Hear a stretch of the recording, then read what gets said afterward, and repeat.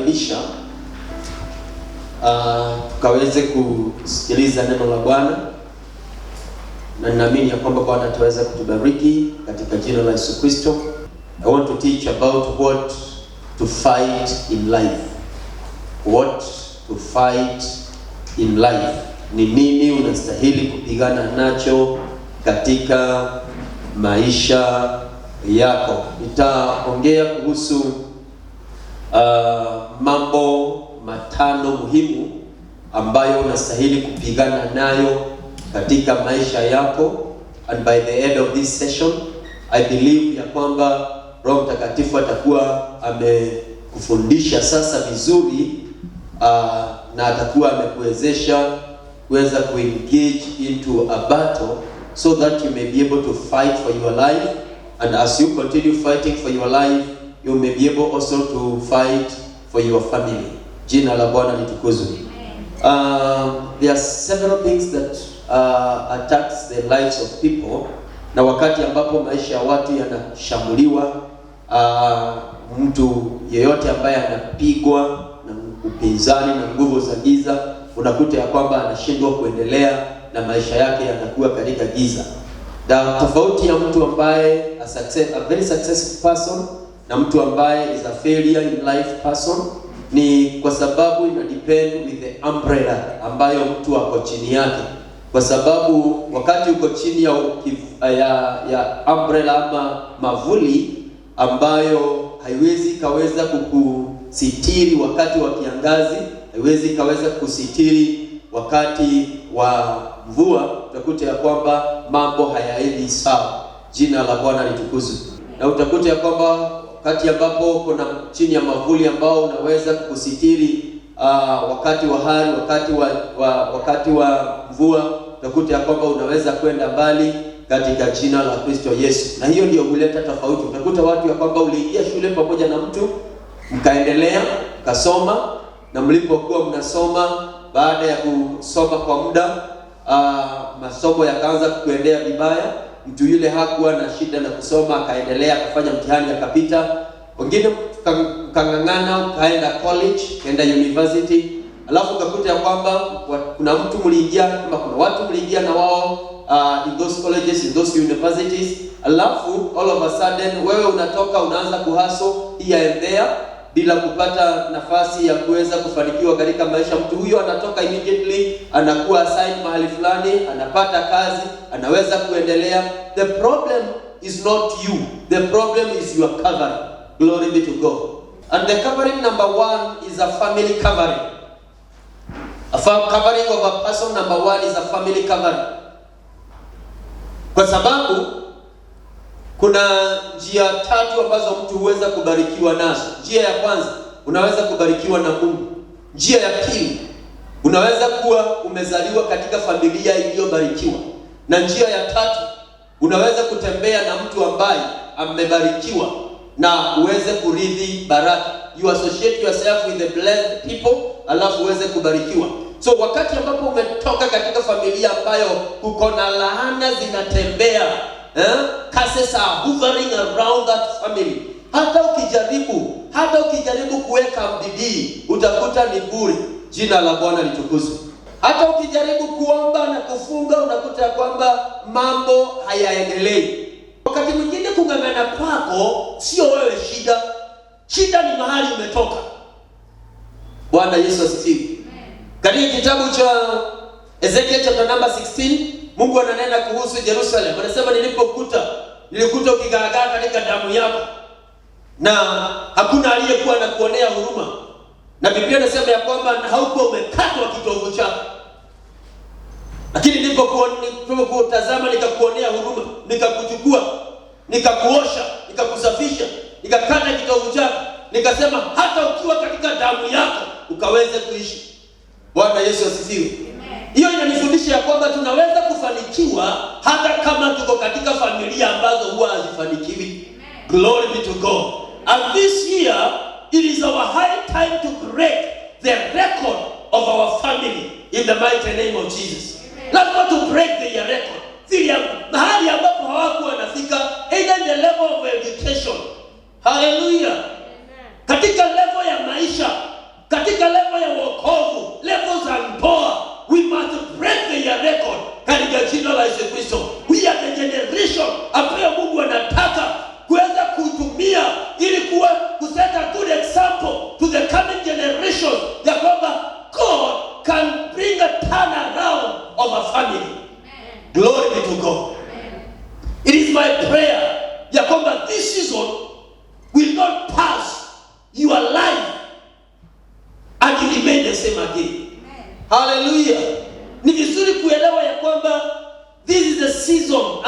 time of God to bring a turnaround in our life, and we must engage God ili Mungu akaweze kutusaidia katika jina la Yesu Kristo. Jina la Bwana litukuzwe. Mambo yale ambayo unastahili kupigana nayo katika maisha. Number 1, it is spiritual powers around your name. Spiritual powers around your name.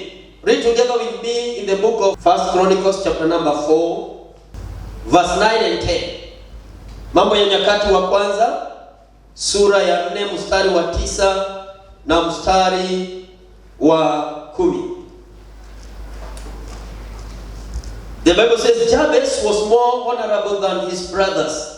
His mother had named him Jabez, saying, I gave birth to him in pain. Jabez cried out to the God of Israel, oh, that you would bless me and enlarge my territories. Let your hand be with me and keep me from harm, so that I will be free from pain. And God granted his request.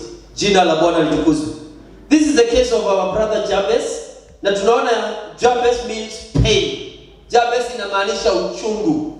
Na Biblia inasema ya kwamba he was more honorable than his brother. Yaani ukimwangalia yeye na ndugu zake, alionekana kana kwamba yeye ndiye wa kuheshimiwa, kana kwamba yeye ameendelea. Lakini hata akionekana kana kwamba ni wa kuheshimika, aliishi maisha ya uchungu.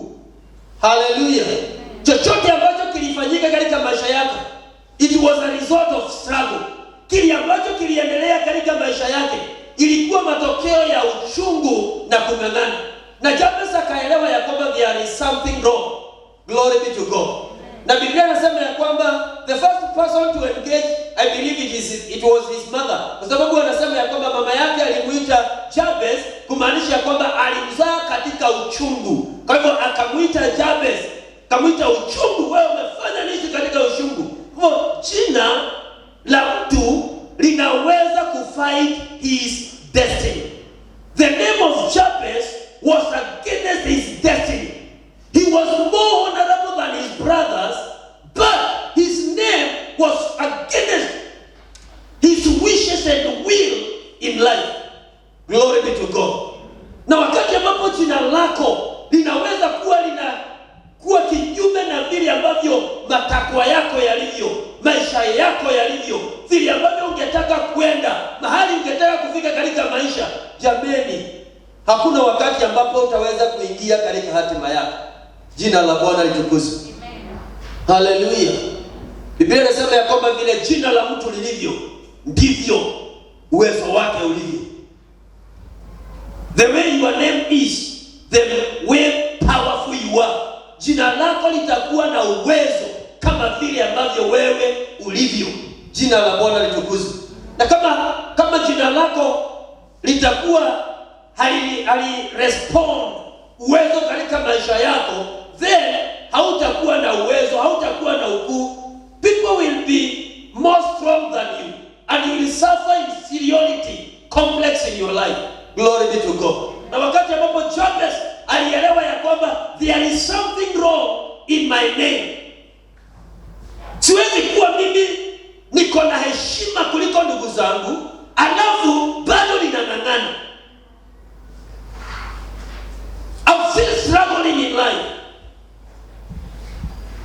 Akaelewa ya kwamba there is a force, there is powers, spiritual powers behind my name that is fighting my life. Glory be to God.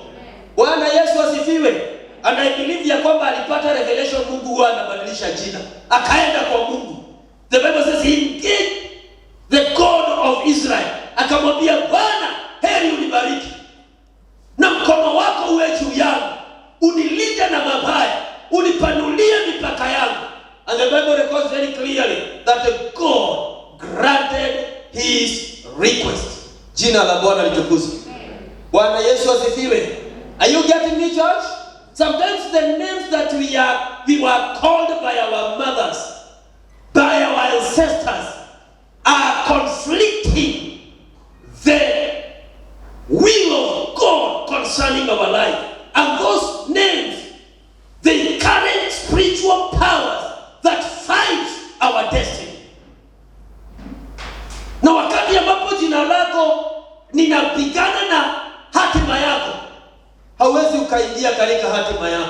katika jina la Yesu. Jina la Bwana litukuzwe. And in the Bible there are so many people ambao Mungu aliwaita, na alipowaita Mungu alitaka sana kudili na majina yao. Mmoja wao ni Abraham na Sarai. Amen. Are we together? Abraham anaitwa katika Genesis 12 verse 1. Anaambiwa ya kwamba you will be great and I will make your name great and you will become the father of many nations, and through you the nations of the world will be blessed. Glory be to God. Lakini jina lake na jina la mkewe haziambatani. Bwana Yesu asifiwe. Many years later, Abraham anashangaa, what is happening? Kwa nini Bwana aliniahidi na kile ambacho aliniahidi hakitendeki? Ndipo Bwana alipoweza kumvisit katika Genesis 17. Biblia inasema ya kwamba akaweka maagano na yeye. Akamwambia, kuanzia leo hautaitwa Abrahamu tena, utaitwa Abraham. Na mkeo hataitwa Sarai tena, ataitwa Sara. Jina la Bwana litukuzwe. Abraham entered into covenant with God. The way Jabez entered into covenant with God to change the spiritual powers around their name, ili waweze kufanyika kile ambacho Bwana anataka. And this is our moment. This is our hour. We must enter into agreement, into covenant with the God, the creator of heaven and earth, so that the powers around our name could be changed, na ili tukaweza kuingia katika hatima yetu katika jina la Yesu. Sometimes we don't fail because we want to fail, but we are failing because we carry names that were already predestined to bring failures into our lives. Glory be to God. We must enter into covenant with God of heaven, ili akaweze kutubadilishia majina yetu katika jina la Yesu Kristo. Ili ukiwa katika damu hiyo ya kwenu, na ukiwa hata katika jina hilo, lisiwe likiwa na any impact na any effect in the spiritual realm katika jina la Yesu Kristo. Glory be to God. Tunahitaji Mungu atusaidie katika jina la Yesu. Hallelujah. Angalia watu katika Biblia wale waliobeba ukuu wa Bwana. Mmoja ni Jacob. Jacob hangeweza kuzalisha mapenzi ya Bwana wakati alikuwa anaitwa Jacob, mpaka Mungu angeintervene. Na wakati Mungu aliingilia katikati, jina la Jacob libadilishwa akaitwa Israel. Jacob ni kumaanisha mwizi, mnyang'anyi, mtu ambaye ana struggle with people. But Israel means a priest with God. Glory be to God. Hallelujah. Mungu na jingine anamwambia kwamba you don't need to struggle to get where you are supposed to be. You don't need to struggle with people. We don't need to struggle with men. Hallelujah. Lakini unastahili kuitwa jina ambalo linafaa likuingiza katika hatima yako katika jina la Yesu Kristo. Na katika ibada hii, kwa mamlaka na neema ambayo Bwana amenipatia, ninataka kusema ya kwamba wale wote ambao majina yao yanaleta anguko katika ndoa zao, yanaleta anguko katika huduma na maisha yao, tunakuja kuyaterminate. We terminate every spiritual powers around your name in the mighty name of Jesus Christ. Every forces of the enemy, every generation curses around your name, we terminate those powers in the mighty name of Jesus. Hatutaletwa chini na majina. Nasema hatutaletwa chini na majina katika jina la Yesu. Hatutaletwa chini na majina yetu. We are going to fight against these powers around the names which we were given by our mothers. Na tutaengage Mungu, and we shall have covenant with God, ili Bwana akatupatia mamlaka na majina yetu yakabadilishiwa mamlaka yake, tukaweze kuingia katika hatima yetu katika jina la Yesu. Glory be to God. Hallelujah, church. Sometimes you are not the problem. The problem is your name. What is your name? Amen. Jina lako ni nani? Na linamaanisha nini?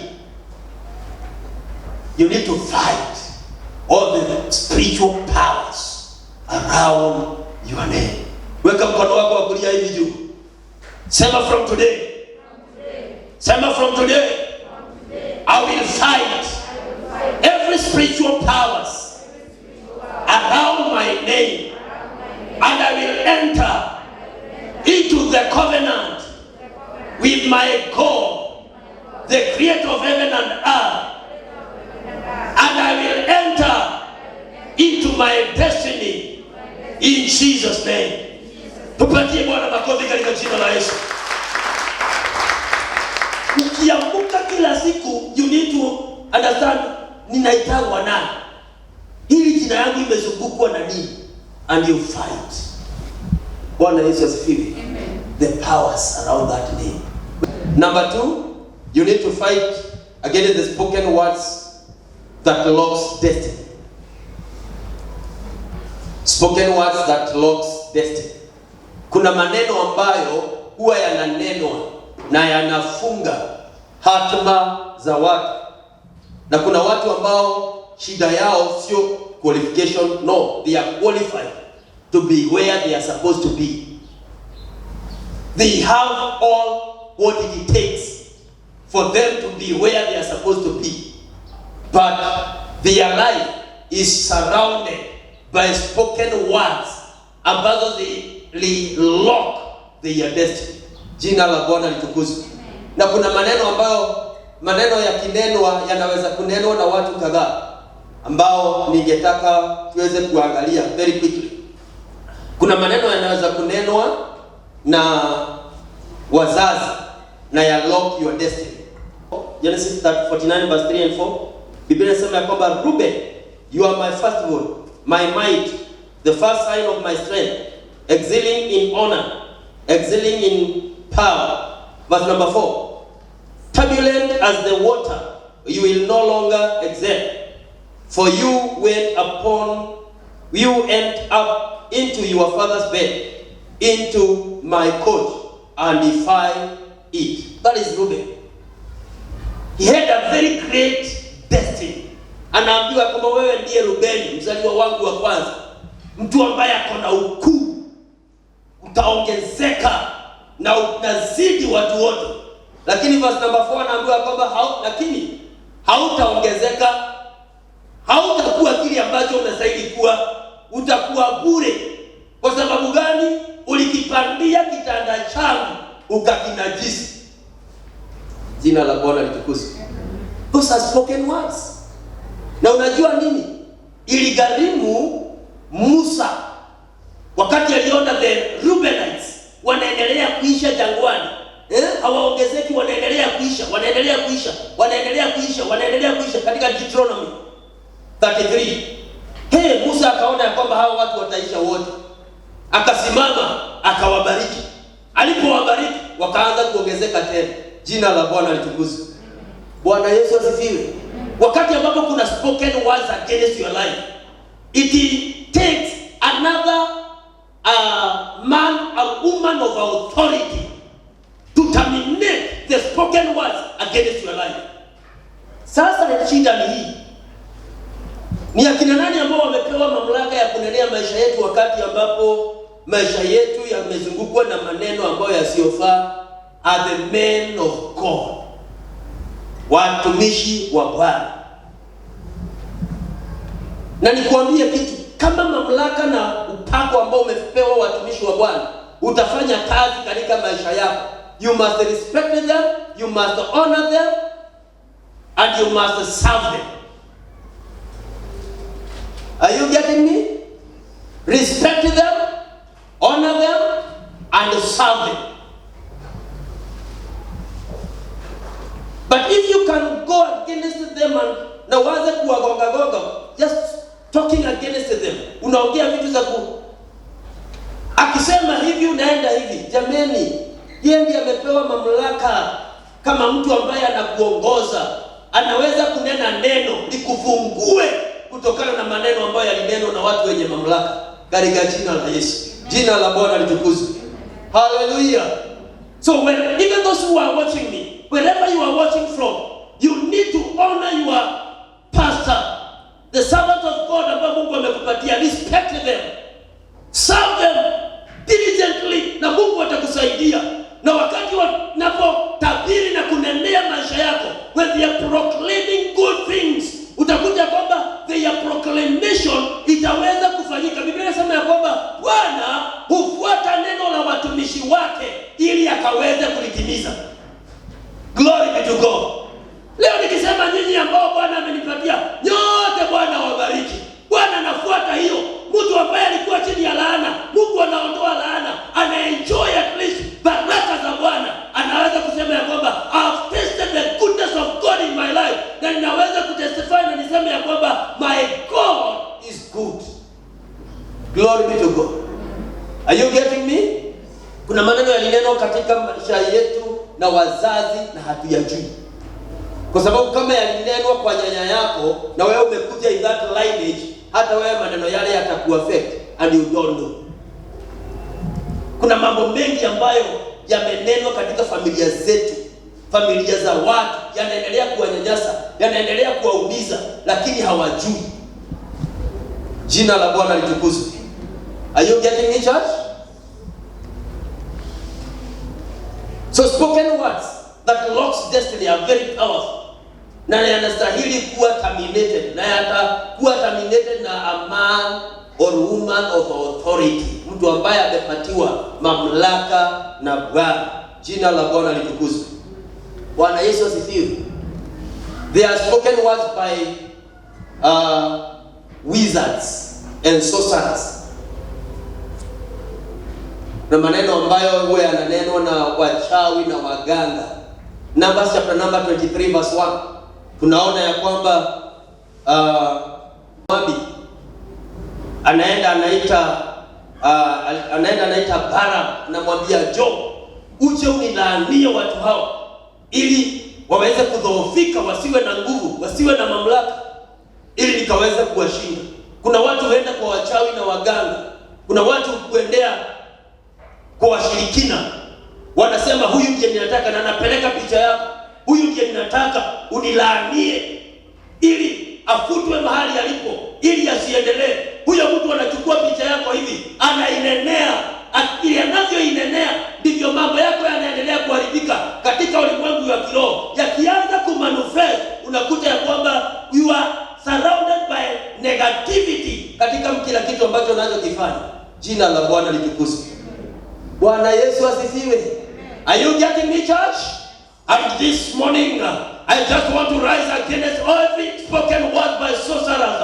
Maneno yote yaliyonenwa kinyume na jamii yako, kinyume na kazi ya mikono yako, kinyume na familia yako, hata ndoa yako, na wachawi na waganga. We terminate those spoken words in the mighty name of Jesus Christ, by the authority and the grace of God upon my life. Ninavunja maneno yale, ninayahukumu, ninasema ni ya bure. Wale ambao umezuiliwa kuolewa na maneno yaliyonenwa na watu waliokuonea wivu, natangaza mlango ukafunguliwe wa kuolewa kwako katika jina la Yesu Kristo, wa kuolewa kwa watoto wako, wa kuoa kwa watoto wako kuanzia siku ya leo katika jina la Yesu. Hey, hallelujah. We need to fight these things. Spoken words that locks the destinies. Kile ambacho chochote kimefungwa na maneno yaliyonenwa katika maisha yako, kikaachiliwe kuanzia siku ya leo katika jina la Yesu Kristo. Hallelujah.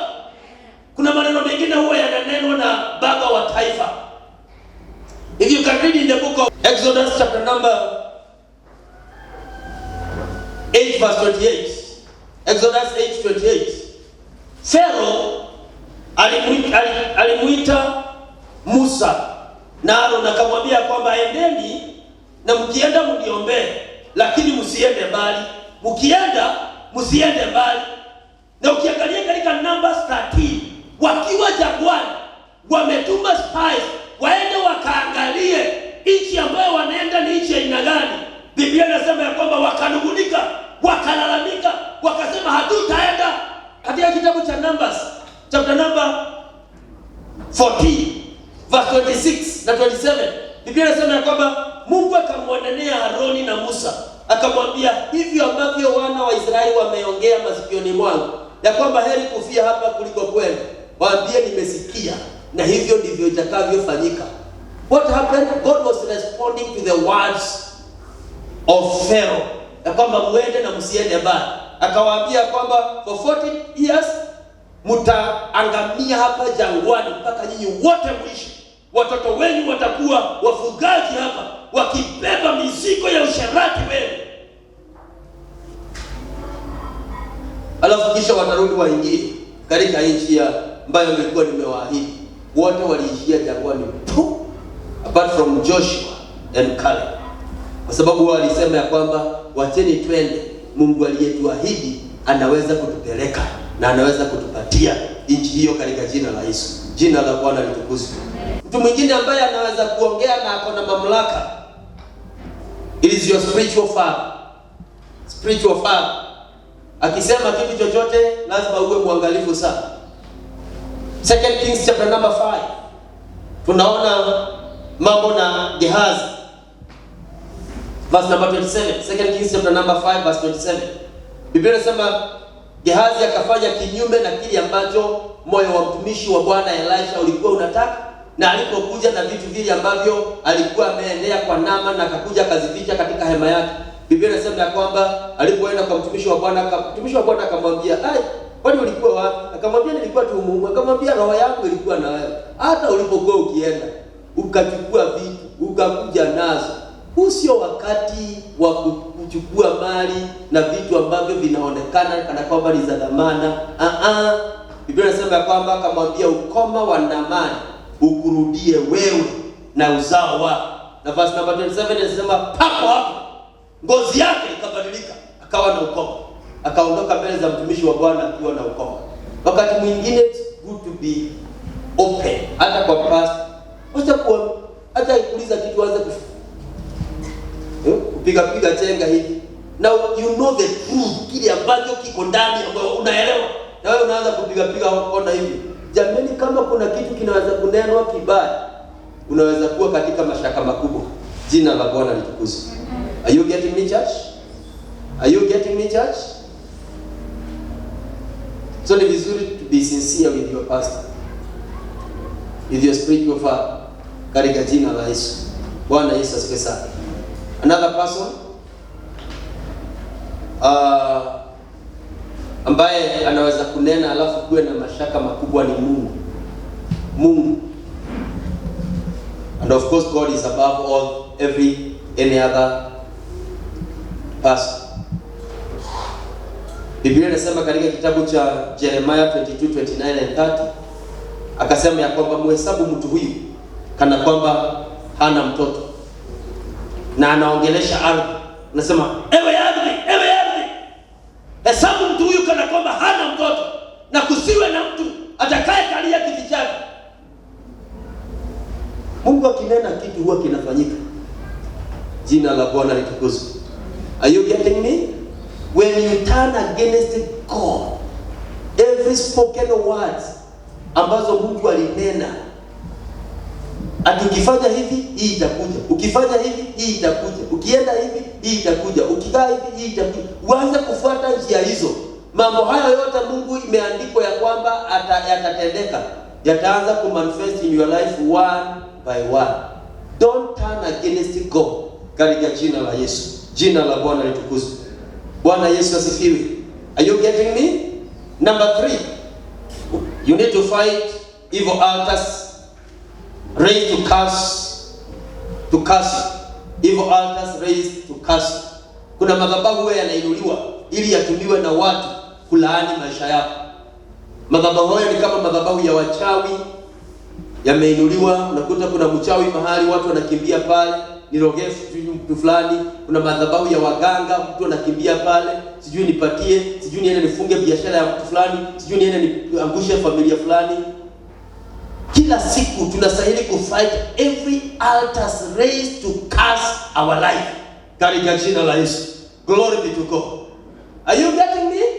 Numbers 23 verse 1, wakati ambapo Balaam alipoitwa, alimwambia Balak, unataka nikulaanie watu hawa? Ninulie madhabahu 7. Alafu juu yake unitolee kafara 7. Alafu baada ya kafara hizo niweze kulaani watu hao. Watu wanatokaga vitu zao wanapeleka kwa waganga, kwa wachawi ili walaani maisha ya watu. Jina la Bwana litukuzwe. We need to fight these altars. Hallelujah. By virtue of fighting these altars, you will be able to save yourself and to save your family. Katika jina la Yesu Kristo. Glory be to God. There are altars ambazo zina fight your marriage kila wakati, kwa sababu kuna mtu anazivisit now and then ili apigane na wewe. Na wewe unakaa tu hapo, nimeokoka Yesu ni Bwana. Nimeokoka Yesu ni Bwana, and you are doing nothing.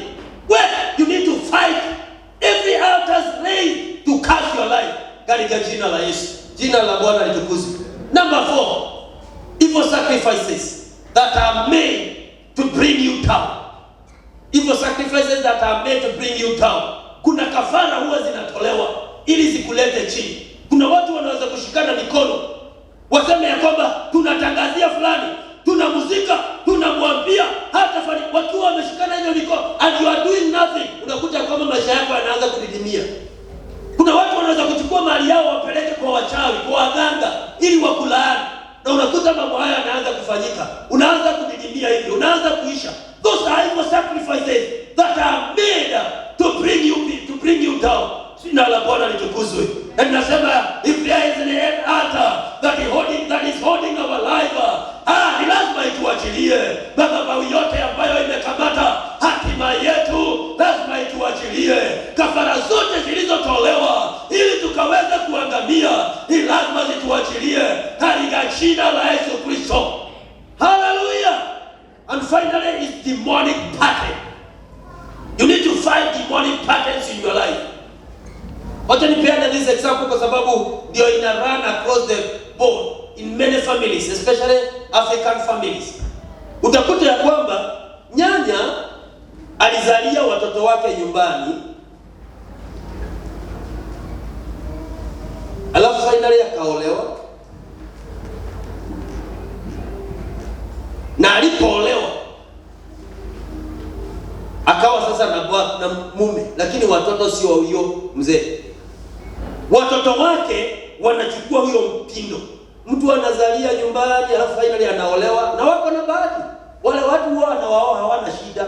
Anaoa na watoto na maisha inaendelea. Hiyo jambo inaliokaa kutoka kwa nyanya, kwa mama, inakuja hivyo. Even your sisters, na umekaa hapo wewe hujapata mtoto na kwenu hiyo ndio pattern ambayo iko. Alafu nasikia kwamba you are accepted. You are in that pattern. Kwa sababu inafuatilia maisha yako. Inafuatilia familia yenu. Jina la Bwana litukuzwe. Utakuta katika familia kuko na historia. Mtu anaoa wanawake 7. Wanane ndiye alitulia.